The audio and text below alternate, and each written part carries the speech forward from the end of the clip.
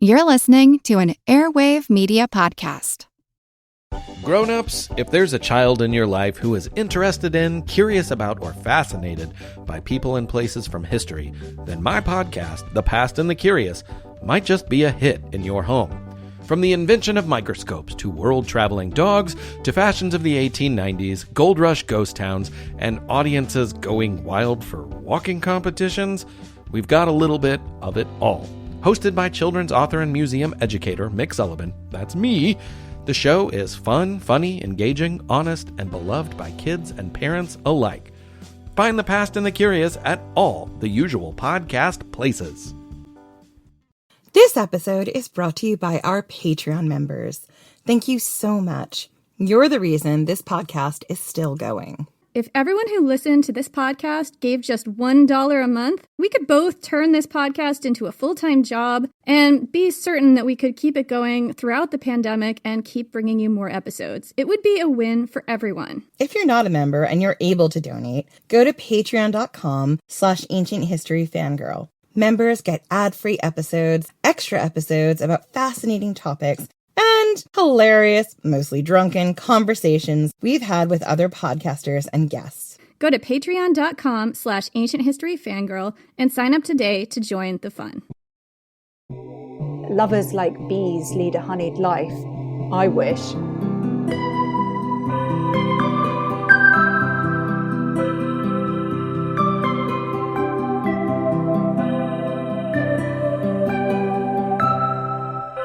I'm Jenny Williamson. And I'm Jen McMenemy.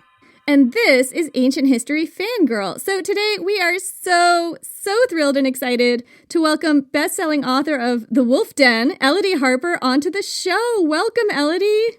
Hey guys, it's lovely to be with you. It is so awesome to talk to you. I was just really thrilled that you were going to come on the show because I really loved your book. Me too. It's going to be, I'm sure, in my top 3 of the year. It's so good. Oh, thank you. That's really kind. I think what I loved so much about it is that I was doing all this research for a series of sex worker episodes, and I was seeing all the stuff I found in my research in your book. So I can't wait to talk about that stuff. Oh, that's really cool. I look forward to talking about it too.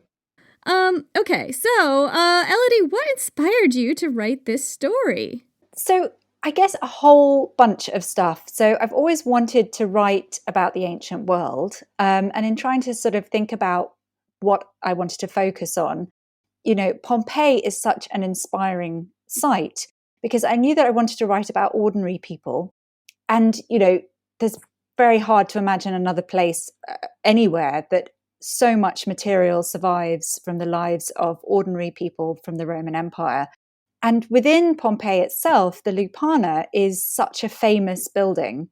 It's in such an extraordinary state of repair. You can go in there, you can see the paintings on the walls. You know, there's records of exactly what the graffiti says. It's a really evocative building. And it is very famous. And yet the way that it's famous is not really centered around the people who lived and worked there. You know, it's almost kind of like, I don't want to be really harsh and say it's almost like a joke, but it's a kind of titillating, ooh, we're going to the brothel, haha, type idea of the way that it's looked at. Yeah, I remember taking a tour and that's exactly how they treated it. It was like, oh, we're going to go to the brothel and ha ha ha ha ha, you know, look at all the phalluses around. And I was like, okay, I mean, but people lived and died and worked here? Like, yeah, exactly. So I wanted to look at a really famous building in a really famous place and try and tell the story in a completely new way.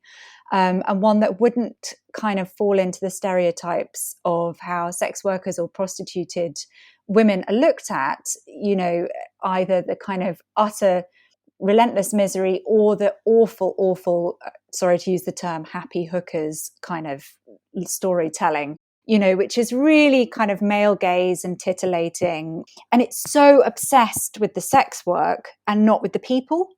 So I think, you know, at the risk of sounding a bit backwards, I wanted to write about sex workers or prostituted women in the brothel, a book that did not focus on the sex. So it's thinking about all the other aspects of their lives, who they might have been as people, what they might have hoped, what it might have really felt like to have been in that environment, how they might have thought about themselves, how other people might have thought about them. So that was really the focus, and to sort of try and think about what enjoyment might you get out of life, what relationships might you form, what would be the happier parts of it, as well as looking at the fact that this is a really harsh environment for anyone to find themselves in. Yeah, absolutely. Was it hard to get into? Or did you find yourself just kind of diving right in? I think it was really kind of diving right in. I mean, it is, you can't go to the site and not be moved by the site itself, but by the Lupanar in particular. And we were talking about how people kind of laugh at the brothel. And I wanted these women to really be laughing back, if you like. This is their perspective, and to really try and center what their perspective might have been. And the graffiti that you get in the brothel, I mean, some of it's, exactly as you would expect, kind of customers boasting or whatever. But there is some humor in there too, and some poignancy, and some expressions potentially of personality, like Victoria, who's a character in my book. There's graffiti in the brothel in which somebody's called Victoria Victrix, Victoria the Conqueress, a kind of quite forceful, boastful character, potentially, or at least that's how I chose to see her. And then references to some customer called Mr. Garlic Farticus, which I put in there. And in fact, I saw somebody had put a comment going, "Oh, this author, she's so immature, like making this stuff up." And it's like, no, it's definitely on the wall. Can we talk about what other graffiti you took from Pompeii to put in your book? So I used, a lot of Pompeii inscriptions at the top of each chapter heading, and those are all real, to sort of give a sense of it. I mean, I made some up as well to sort of be in the style of the graffiti. So when I have specific characters writing to each other in the book via graffiti, that's my made up stuff. But I mean, graffiti informed the book a lot, from kind of actual characters' names to the tavern that was opposite, the Elephant Inn. The landlord there was called Sitius. And, his graffiti about himself. So that's how I knew how to name that character. And I think just the kind of humor and the way that people communicated via graffiti really informed the very sort of colloquial language of the book, and the way I had the characters speak. There's graffiti in a bar in which two guys are arguing over who the waitress fancies, and who's better looking, and who she might like, and, who should give up now, all this kind of stuff. And the way that people kind of answered each other back, somebody's written on one wall, "Lovers like bees lead a honeyed life." And somebody else has written underneath, "I wish." So, that particular exchange really informed how I imagined the women speaking. It's such a poetic exchange too. It's not what you'd see in the bathrooms in London. No, I mean, and this is the thing about the graffiti. I mean, some of it really is what you'd see on the bathrooms in London, but some of it really isn't. You've got some really poignant stuff of people kind of declaring their love. There was Amara, my main character, does fall in love with a guy who's not a customer, who's also enslaved, and their kind of the vibe of their relationship was kind of based off this graffiti that's outside the theatre, which is written by a slave girl, Methe, about her love Crestus, and it's just written in a very innocent, touching way. So yeah, I tried to sort of take different aspects of this graffiti to have a think about how people might have sounded, what they might have been preoccupied with. What was that graffiti? Oh, Methe, it's something like, I can't remember the whole thing, but it's basically Methe, the slave girl of Caminia, praying to Venus that she'll smile on her love with Crestus, and that they'll always be in harmony together. It's just very touching. Oh, that's really sweet. You just don't see that in London. You don't see it in Brooklyn either. I mean, just now that I think about it. Yeah, probably not. Had somebody asked me, actually, was the graffiti like social media of its time? And actually, maybe, I mean, I really hadn't thought of it that way when I was writing, but maybe there's an element of that as well. There's quite a performative aspect to it. Like if someone was to ask you what your favorite graffiti on the walls of Pompeii would be, what would it be? I mean, probably those two examples I've given about the lovers like bees lead a honeyed life, and the Methe graffiti. But I mean, there's just so much. I mean, some of the election graffiti even is really funny. But things like when people are trying to slander somebody, and I can't remember who it is, like all the thieves say vote for X candidate, So it's a kind of a way of undermining someone. It reminds me of Brutus, Jen. Remember in the Caesar series, and all the graffiti, all the walls of Rome started to talk to him and urge him to kill Caesar. Oh wow, yeah, yeah. graffiti spoke to people. Although it doesn't tell you a whole story, it's very human. It's these snapshots in time. Some of it's very considered, like there are some love poems that are quite professional. Other parts, they're quite sort of poetic, just in the expressions that they're having of, he who does not know how to defend himself doesn't know how to live. It's just kind of, it could mean many different things. And then other stuff that's just really sad, like, I hate your pregnancy, Salvila. Gosh. God. You just think, is that some awful boyfriend who's angry that this woman's pregnant? Or it's like needlessly harsh. Yeah. Yeah. And I mean, a lot of graffiti connected to sex work and prostitution as well. And, Mary Beard suggests that we can't take all of this at face value, that some of it's actually insults, like saying you can have such and such for 10 pence or whatever. The kind of stuff you might get at a bus stop, somebody slagging off someone they don't like, saying she's cheap or whatever. So it might not all be about sex work, basically. Totally. And it's kind of like taking what people write on bar bathroom stalls now and deciding that this is, a historical document that is accurate. Yeah, exactly. So it's accurate in the sense that it's expressing something that somebody thought or felt at the time, but we can't, be 100% sure how tongue-in-cheek some of the stuff is. When you started researching this book, were there any assumptions you had about what sex workers' lives were like that changed as you did your research?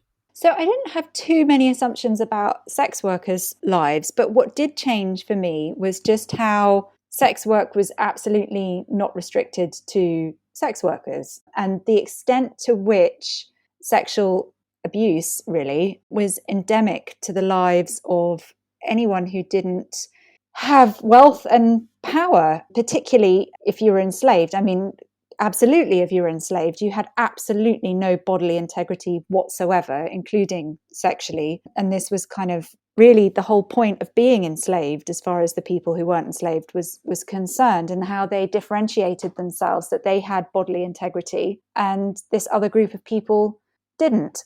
I really didn't want this book to be a commentary in any way on sex trafficking in our modern world, or the sex trade or sex workers today at all. I mean, I really steered clear of that. It's not about trying to create modern parallels in any way, because it's just so very, very profoundly different. But I guess one thing that I did think about is, today a lot of the stigma is so concentrated on sex workers, whereas then this sort of sense of sex work was carried over into a whole bunch of professions. So if you were a waitress, if you were just a maid in a house and you were, youngish and attractive, male or female, that was the other thing that really kind of took me aback as well, was just how very pervasive male rape was, and sort of culturally accepted that would be the case. So that, I guess I kind of had the assumption that the sex workers would be really out on a limb, as it were, and that they would be the people who would be enduring this particularly difficult form of abuse, whereas actually that form of abuse was really widespread.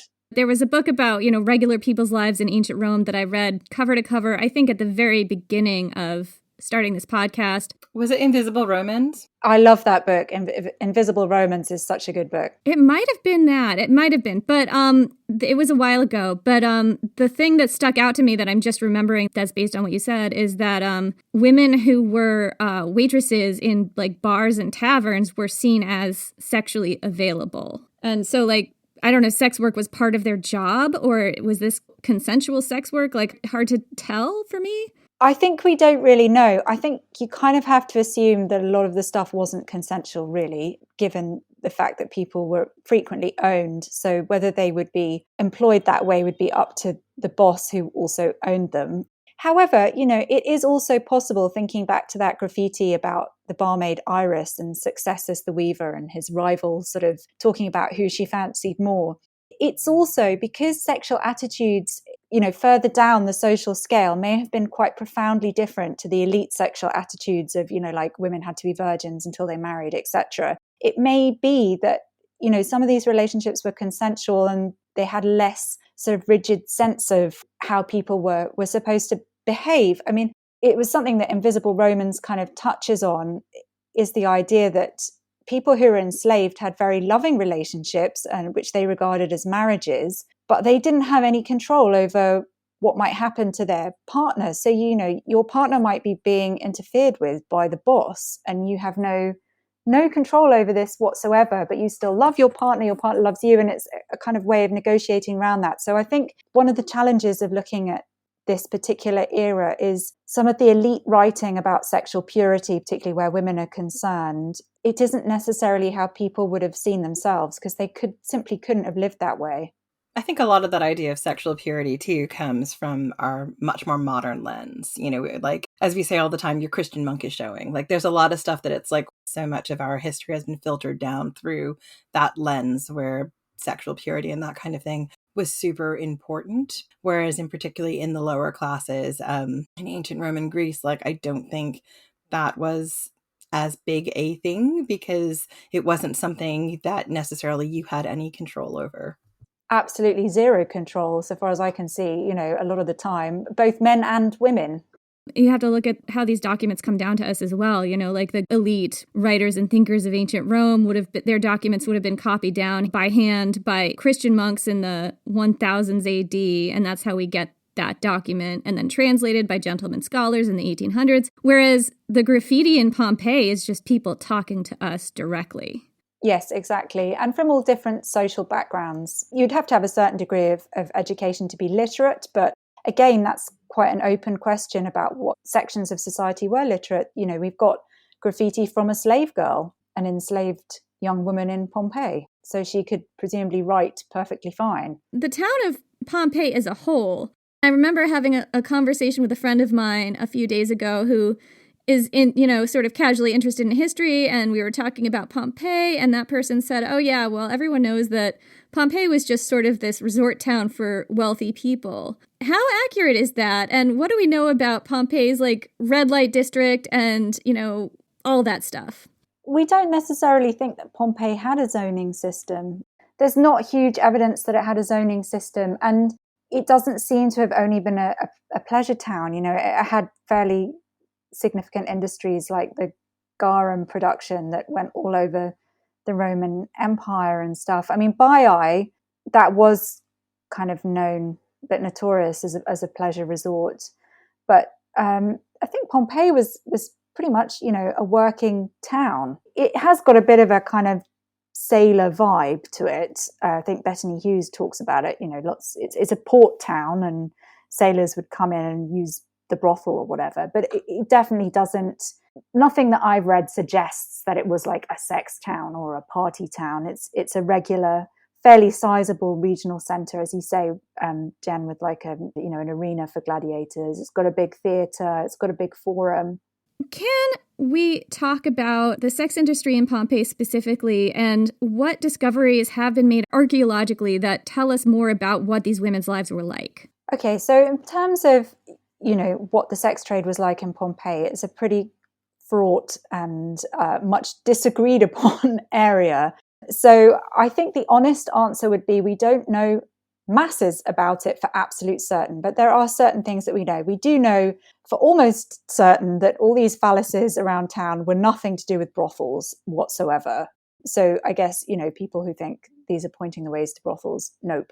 Secondly, there used to be this idea that there were absolutely masses of brothels in Pompeii because there's a lot of sexually explicit painting on the walls, whereas now it's more popular to assume that actually the Romans just liked sexy paintings, and it doesn't designate a brothel at all. The one thing that we do know with absolute certainty is that there is one surviving brothel, which is where I set the book, which is the Lupanar, which is this building with the 5 different cells with a lot of sexual graffiti on price and positions and all the rest of it. And the erotic frescoes above each door depicting sexual scenes. So that particular building is one of the places where you can kind of make some assumptions about what sex work was like in Pompeii. However, that itself is then open to multiple interpretations. So it's possible, and generally thought the most likely, is that the women working there were enslaved, owned by a pimp who may or may not have lived in the flat above. But it's also possible that the women might have worked freelance there, either owned or even possibly free, though most likely owned. So I did feel like I had multiple choices open to me as to how I would choose to depict the story. I wanted set characters within the brothel. I absolutely could not have endured writing a book where, one of the options is that the women were simply not allowed to leave, that they would have been stuck there. Who wants to read that book?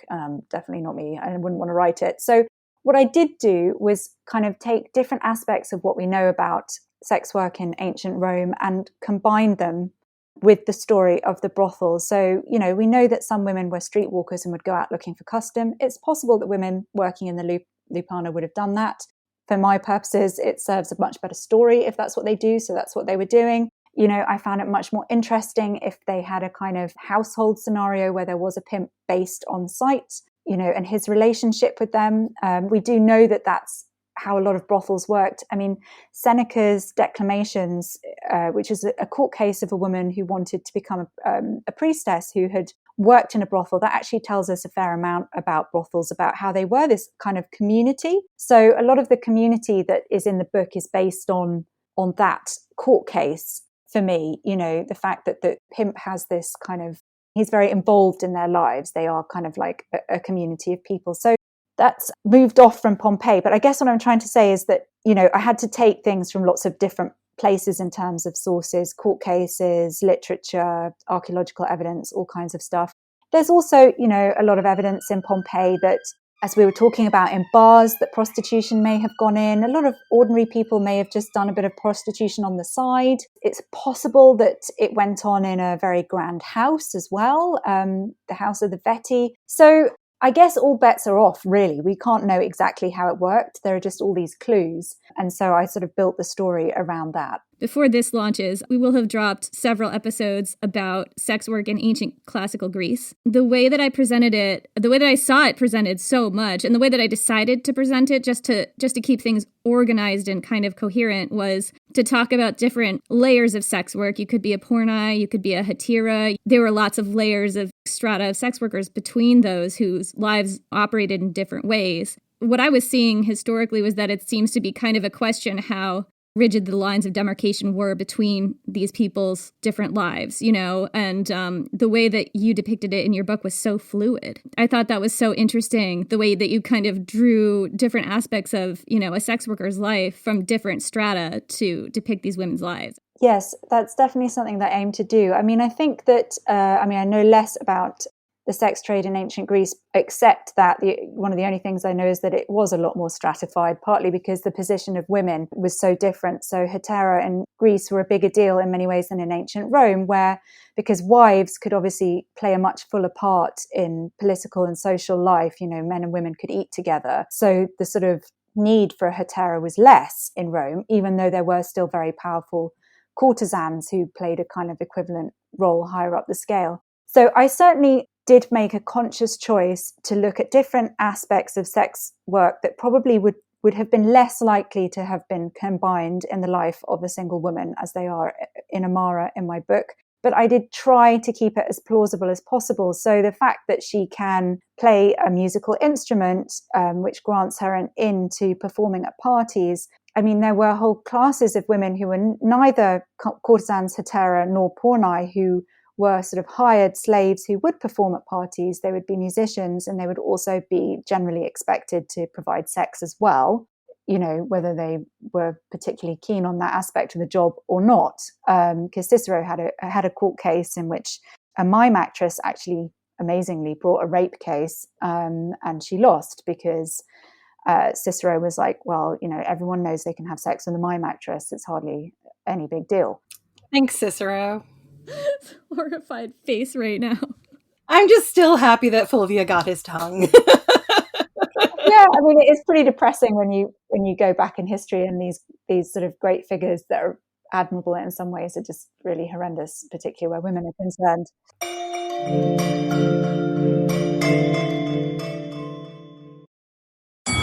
Halliday presents, in the red corner, the undisputed, undefeated Weed Whacker Guy. Champion of hurling grass and pollen everywhere. And in the blue corner, the challenger, extra strength Halliday. Eye drops that work all day to prevent the release of histamines that cause itchy allergy eyes. And And the winner by knockout is Patty.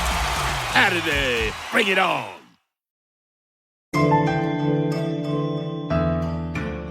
One of the things that I just loved, I don't think it's a question we've got, is you just have such a strong sense of sisterhood and of each of the women who are enslaved in the wolf den looking out for each other. And I just really loved how you weave people into the story, you know, of varying sort of experiences of living within the Roman Empire, like understanding the language, and they're just very supportive of each other.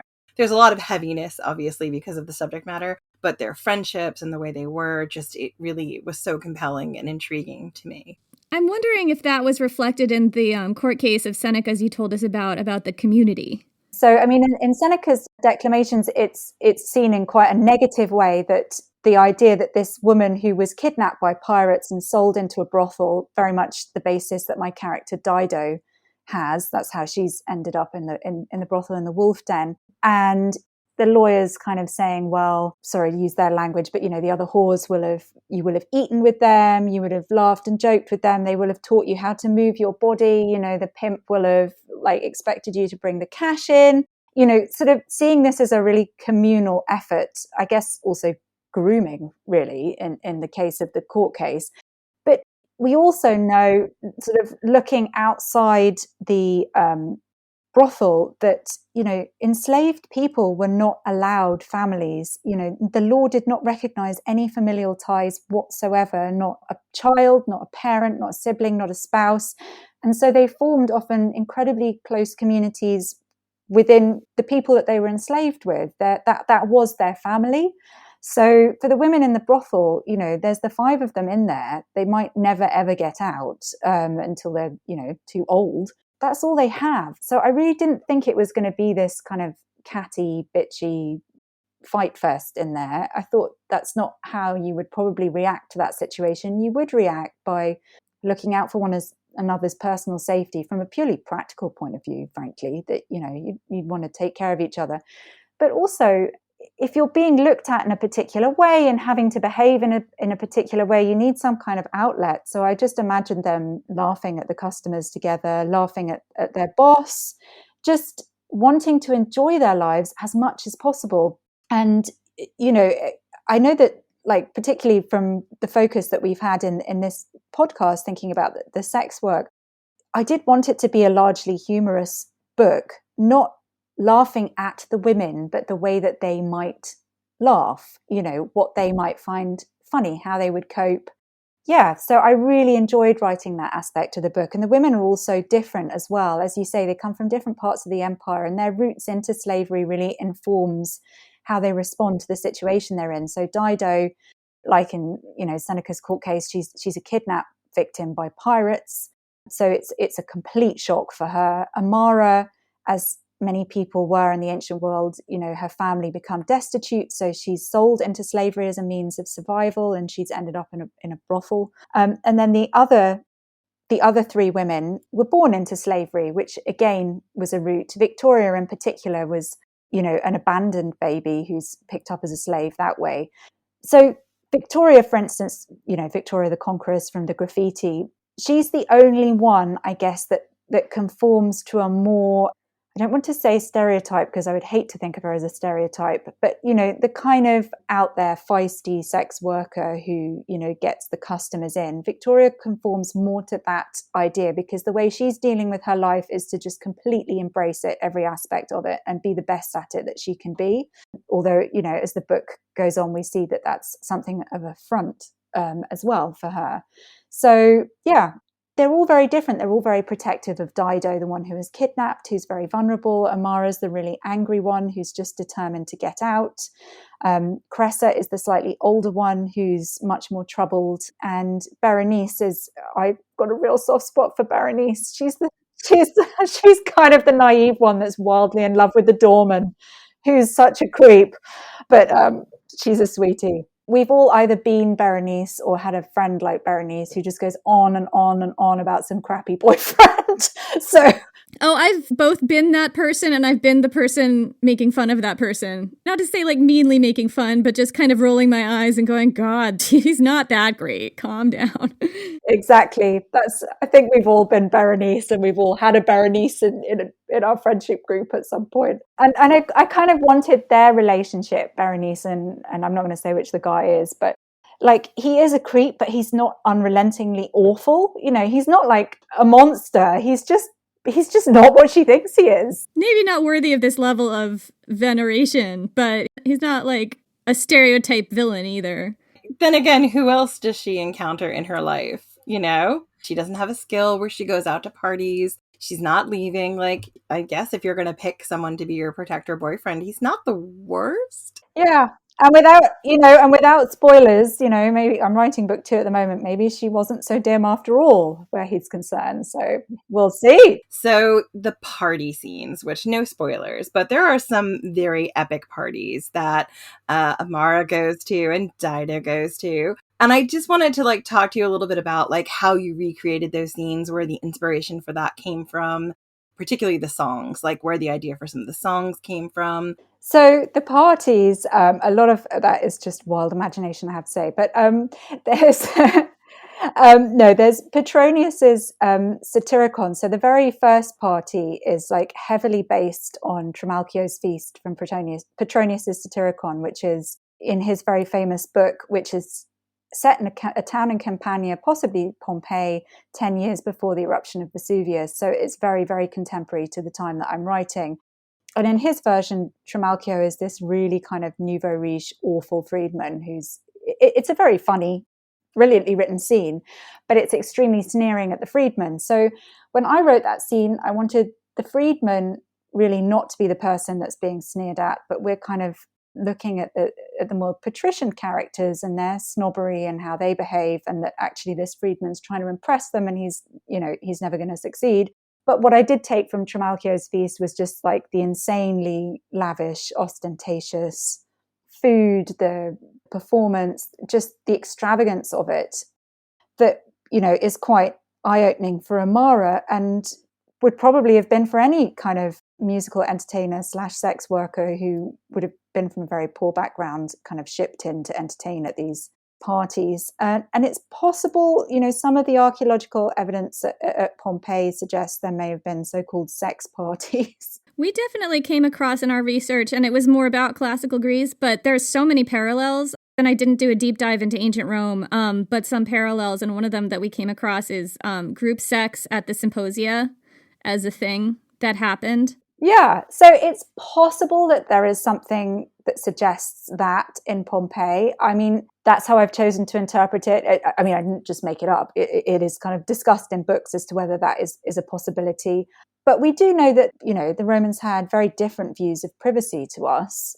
You know, like guys in the Lupanar write about like going out on a kind of several guys all together going for a joint experience at the Lupanar, and a lot of the erotic frescoes, you can see poor old enslaved people hanging around in the corners with like a towel or a glass of wine, you know. So sex was not always such an intimate act for them. So there's that aspect with the parties as well, I guess, that it's just kind of sex is another form of entertainment.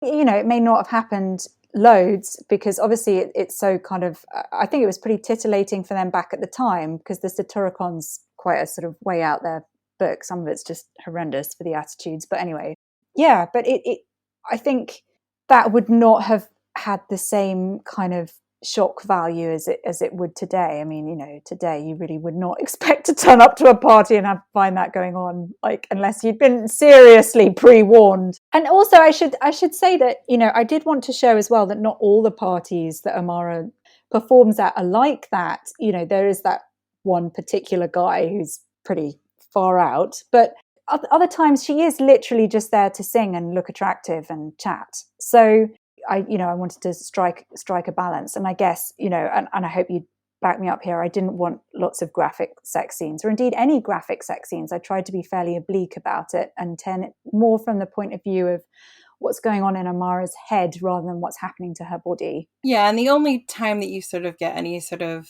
romantic or sort of like feelings of like Amara being present with something happening is when she is with her crush. It was really important to me to try and write a scene in which she's attempting to have agency and attempting to be in touch with her body in a way that's just for her.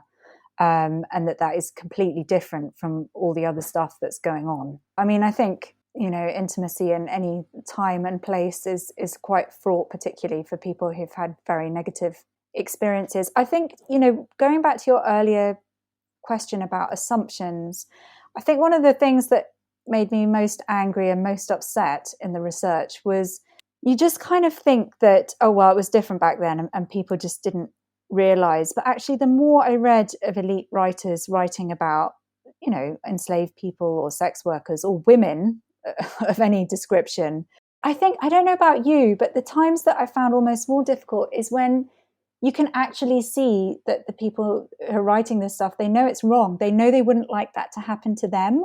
So I guess I'd kind of had this thing of, oh, well, they just didn't think of enslaved people as people, or they didn't really think of women as women. And it's like, well, actually, no, they knew that this would not be pleasant. They knew that this would be causing people distress, but they did it anyway. I think I found that quite enraging. It's real difficult to read them as a 21st century woman. Sometimes you're just like, oh.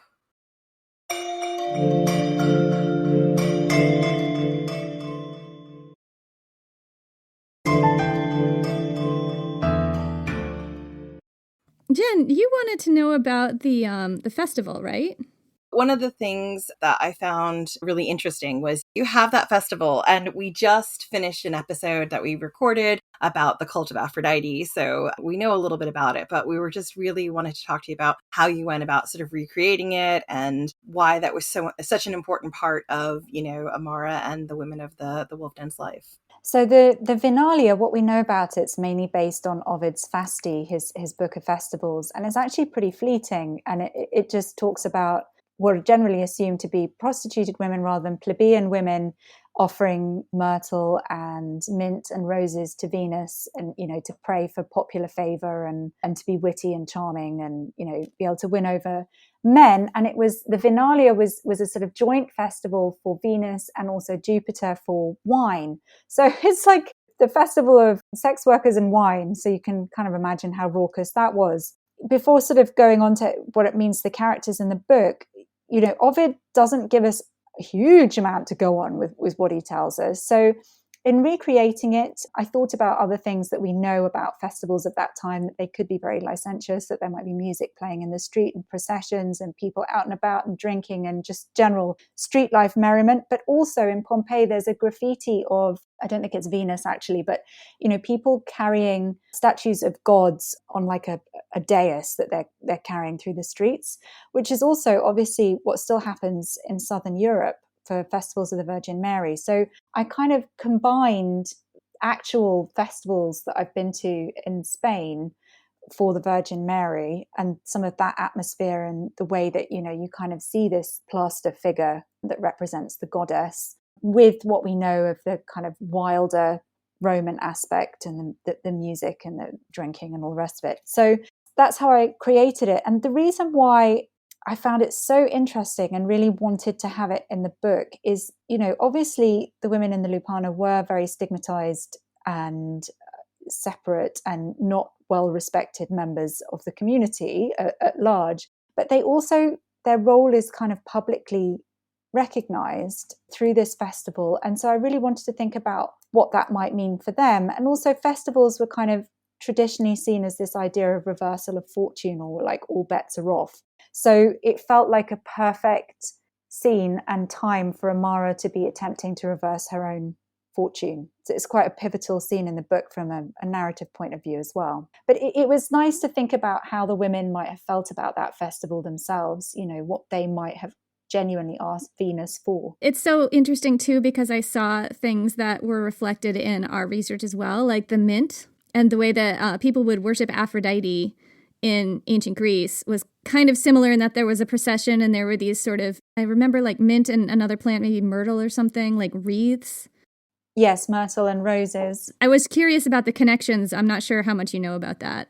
I don't know huge amounts. I've read Bethany Hughes' Venus and Aphrodite, so, kind of aware of the importance of smell and the particular herbs that were used, etc., as a means of worship. I mean, for me, my main interest in Venus was role as the patron goddess of sex workers, but also of Pompeii. She was the patron of Pompeii. Her temple is huge. It would have been one of the first things you saw when you approached the city by sea, or not city, sorry, the town by sea. It had its own dedicated road. This is a town where Venus is omnipresent in graffiti and dedications and street worship, all of that. So that was, I think, one of the things about, the goddesses in the ancient world is, yes, they were Venus, Aphrodite as a figure all over the place, but often the sort of local interpretation of a goddess can be quite interesting. So I did sort of mainly stick on the sort of Pompeian Venus. Tell us more about the Pompeian Venus. How would she be different than Venus in general? So she's referred to as Venus Pompeiana or Venus, and also Venus Fiscia. We don't know exactly what Venus Fiscia meant, whether it was the natural world or exactly what that might have meant. It's probably an Oscan word. But she appears in so many different guises in the town. Like sometimes she is very overtly sexual. So there's a painting of Venus in the Shell where she's naked. Other times she's fully clothed and she's more like a really imposing matron. So I found that idea really interesting, that the goddess might have very sort of different faces, as it were, and how often she's called upon in the graffiti. Yeah, I think there's a lot of interesting things with how Venus and Aphrodite start to differ, and sort of the Roman version of Venus sometimes can be, like, you just think about the myth of Cupid and Psyche, it can be quite different from the sort of wild Aphrodite of Greek mythology. No, I mean, I know a lot less about Aphrodite, but definitely sometimes the Venus in Pompeii is really, she's like the patron of a shop or something, somebody that's quite respectable and fully clothed. Although there are a lot of paintings of Venus and Mars, so this idea of illicit love as well is also always there. If all of the phalluses weren't to tell you the way to all these brothels, and I've heard you talk about this before, but I want it in our podcast as well, what do you think they were about? So, I mean, it's the $1 million question. Why are there so many dicks in Pompeii? So I think the idea that they're not about brothels is there's just so many, and surely there can't have been that many brothels. And they also seem to have represented good luck. So there's one over a bakery which says, here lives good fortune, and felicitas, which sort of the idea of prosperity, fertility, wealth, all this kind of stuff going on. So the penises are representing something other than sex a lot of the time. When I first sort of read about it, I thought, oh, okay, it's not really about sex. But then you look again and you think, well, yeah, but actually this is also a lot of very erect penises all over the place. How can this not? Which you don't see in statuary. Not in the same way at all, unless it's like a sort of slightly gross comic priapus or something. Yeah, or satyr or that awful one of the goat. Yeah, so gross. The sheep one, yeah. Oh God. Yeah, I mean they are really everywhere, and we can't know exactly what they meant, but I think there's sort of two camps of, oh, this is all about brothels and sex, versus no, this is nothing to do with brothels and sex, this is all about good luck charms and warding off the evil eye, and that possibly there's just much more of an overlap than we might feel comfortable with. But one of the things that made me think this really isn't just about good luck charms is there's a line in Marshall when he talks about a well-brought-up girl averting her eyes if she sees a priapus in a garden, a priapus statue. And so you think, okay, so this is something that a well-brought-up girl was not supposed to look at. Where can she possibly look in Pompeii? Because this stuff is everywhere. So I guess for me, it represents just how profoundly patriarchal the society is. This is not a society designed around women. This is stuff that women shouldn't even be looking at, and yet it's everywhere. And it's really not for the women's benefit, I guess. Interesting. It's almost like you're not supposed to be outside because you might see penises. Like it's kind of a way of hemming women in. I think it's or asserting dominance, I guess. Because women did go out and about on the street, but it's just asserting. It's vaguely threatening, sometimes it's kind of comical, other times it's a bit threatening. So in the brothel, for instance, there's there's a painting of a man with two penises, gigantic penises. And it's like sometimes it's used as a threat of rape, a Priapus in a garden, like if you burgle my garden, if you break into this garden, you will be raped type idea. I think the symbolism of it is so bound up with the time period, which was so much more patriarchal and violent and male dominated than is familiar for us. It's really interesting. We touched on this before, Jen, when we talked to Ben Aronovich, and we were talking about, because there are a lot of phalluses on Hadrian's Wall as well. Like, they're all over Hadrian's Wall. Yep, they're all over, and they're particularly like in liminal spaces, like essentially where you have walls and doorways and stuff. So it's just, and obviously Hadrian's Wall was built a lot later, but it's just one of those mysteries that like would be great to one day unravel, I guess. It's interesting about the doorway because, that's where it is, I think in the bakery. I want to talk about Pliny the Elder. So I'm a Pompeii nerd. I'm the Pompeii nerd of the podcast, and we haven't been able to get to Pompeii yet. We're going to get there. We've got a whole season planned on sort of natural disasters, but like I know a fair bit about the Plinies.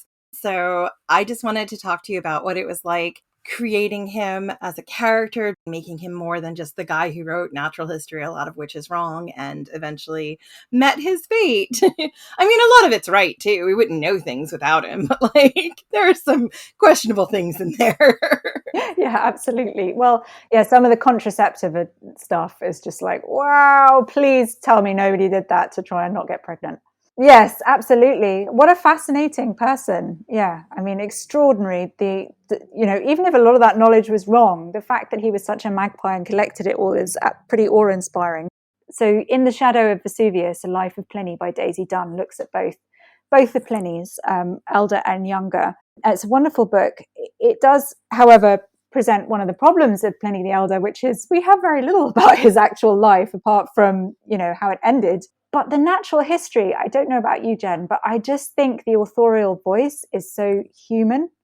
Like sometimes he's quite pompous, but other times I hesitate to use the word adorable, but there is just something incredibly likable, down to earth, and personable. He's just so interested. He's so curious about everything, and he's so eager to share his knowledge. So I guess when I was creating the character of Pliny the Elder, and for anyone, like, I know a few classicists were like, oh, please, I hope Pliny wasn't in the brothel. He's absolutely not in the brothel. That's not where he's based. But we do know that Pliny the Elder did interview courtesans about their work and about their bodies. And, he was just interested in everything about best type of bikini wax. Obviously, he didn't call it a bikini wax, but he was not a fan of the Hollywood, let's put it that way. And how hair's removed and contraception, and he just seems to have been a very curious man who's interested in absolutely everything. I guess that was my basis for him. Do you remember anything about the contraception that he talks about? I don't. Well, so some of the contraception stuff that's in the book is not based on Pliny, but just, other sources. It was stuff like tying a cobweb to your arm or, just like really, I can't even remember. It was just so random and ridiculous, charms. And the only effective contraception was some people used a sort of very crude form of a diaphragm of inserting something that would act as a barrier method, but nothing that great, frankly. And they didn't understand women's menstrual cycles, so they had no idea when women were fertile or not. One of the things that I found interesting is the pimp who owns all the women who are at the brothel. And I don't want to give any spoilers, so I'm not going to say anything more, except that in addition to being a pimp who traffics in enslaved people, he also has a job giving out sort of loans. He's like a loan shark? Yeah, he's a loan shark and involved in kind of petty forms of crime. And he's almost like a mafia figure. Yeah, he is. In your research, where did you come across sort of like information on that? That was mainly just how I wanted Felix to be, because I just saw him as very, very entrepreneurial, and he's even more entrepreneurial and branching into all kinds of different stuff in book 2, because, once you were either prostituted or a pimp, you were classed as infamia, and that kind of limited your options in life somewhat. That's also why Lannistas, who we looked at 2 seasons ago in our arc on Spartacus, like they were considered like 1 or 2 steps up from being pimps, essentially, because of the things that they did with their gladiators. Yeah, prostitution was a factor in the gladiatorial realm.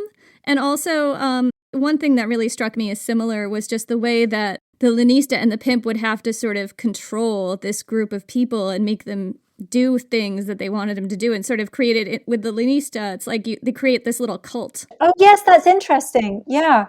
It's like a cult. It's like a cult personality you have to be a successful Lannista, or I imagine a pimp. And I think it's really interesting what you were saying about the gladiators, because for the Romans, the thing that was considered shameful is not at all, I think, what we consider. So it's like the lack of ownership over the body and the public display of the body and nudity. And this is what's shameful about gladiators and sex workers, and why they're kind of this stigmatized group of people. It's this lack of agency over the body, whether it's fighting or whether it's sex. But yeah, I mean, the figure of Felix. So I have a really love-hate relationship with Felix, a bit like Amara in the book, in the sense that when we first meet him, he's such a monster, but he really is a lot more than a monster.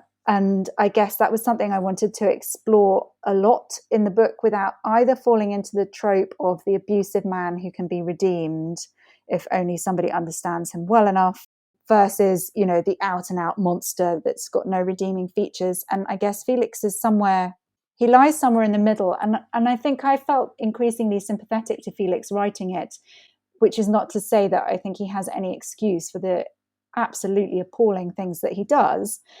But the more that we learn about his life, and the more that I thought about what his life would likely have been like, the more parallels there are with Amara and what she's kind of obliged to do to survive. She becomes more and more like him in many respects.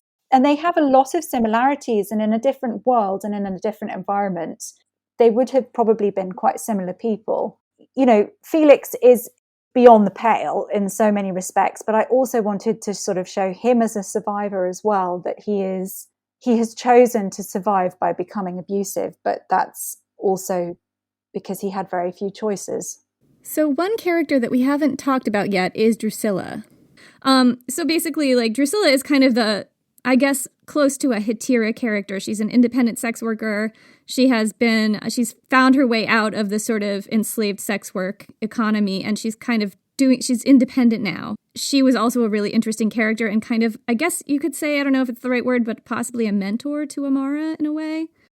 Absolutely. And Drusilla is really clever. You know, she's not only servicing her own customers, she also has created an economy around being able to rent out her house and her patronage. And she reminds me so much of Phryne, who had a whole business of scarcity, and she was so good about keeping her customers on the hook. Yeah, so Drusilla was a really fun character to write, because, as you say, she is much more independent. She has much more agency. Yes, of course, you know, her whole business model revolves about having to be pleasant to men and providing sex and all the rest of it. But she has some degree of choice over who she chooses as clients. You know, she's not just obliged to take anyone.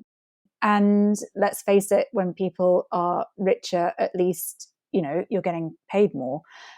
So there's that aspect to Drusilla, sorry.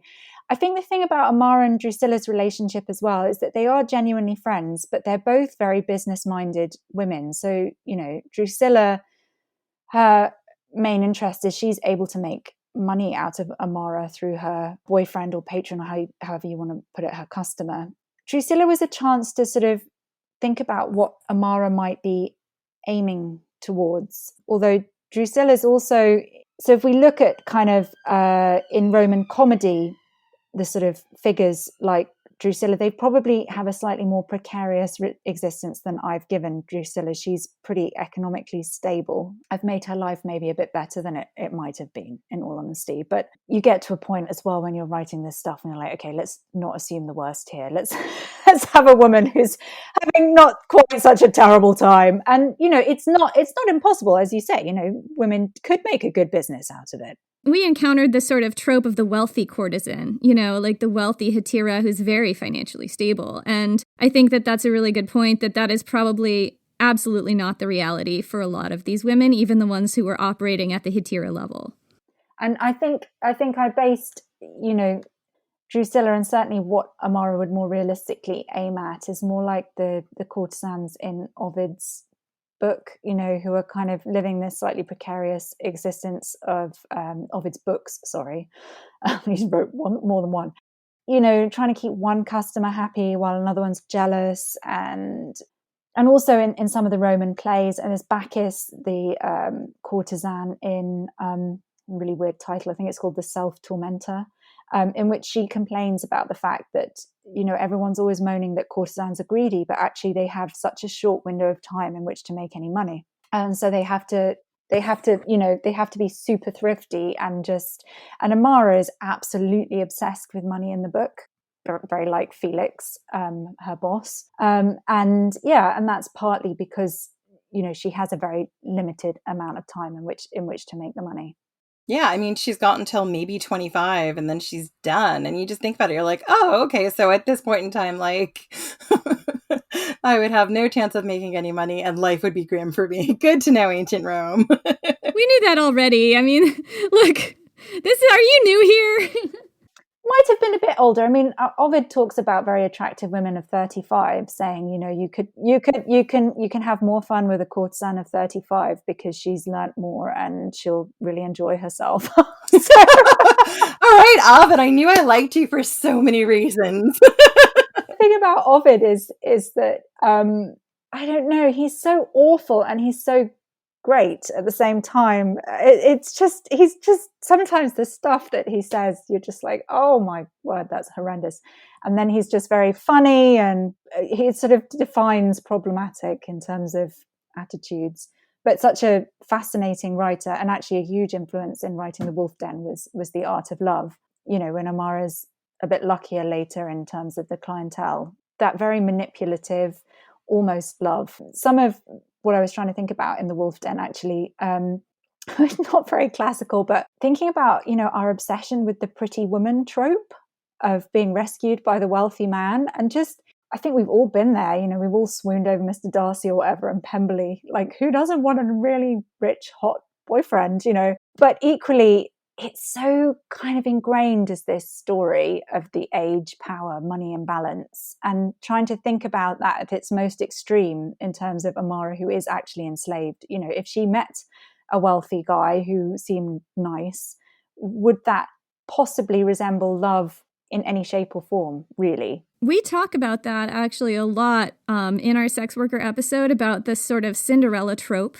There are hetera stories from ancient Greece that are kind of known as like, this is one of the earliest Cinderella stories, like the sort of rags to riches, caught the eye of the prince kind of thing. And you see it reflected in real stories of real women who were sex workers because of this imbalance, and because of how, as with a gladiator who, there's 101 shot of getting his Brutus and getting freed, a sex worker would have maybe a similar shot of catching the eye of a wealthy man and having her status really elevated. Absolutely. And, and being pensioned off and being wealthy. And in some cases, not, you couldn't, if you were a very low status brothel worker, you couldn't possibly marry a member of the elite. But people did have kind of companions and courtesans and concubines who lived these parallel lives and might have kids and be looked after. So not impossible.